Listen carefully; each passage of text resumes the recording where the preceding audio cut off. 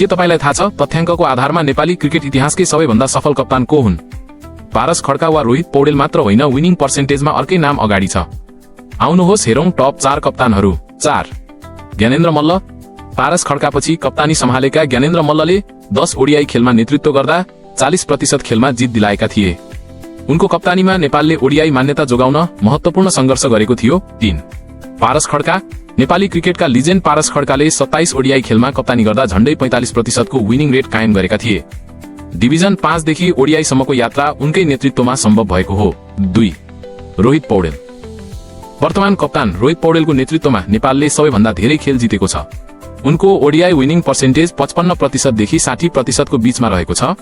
उनकै कप्तानीमा नेपालले पछिल्लो समय विश्वकप र एसिया कप जस्ता ठूला मञ्चमा स्थान बनाएको हो। 1 सन्दीप लामिछाने। तथ्याङ्कलाई हेर्दा सन्दीप लामिछानेको विनिङ पर्सेन्टेज सबैभन्दा उच्च छ।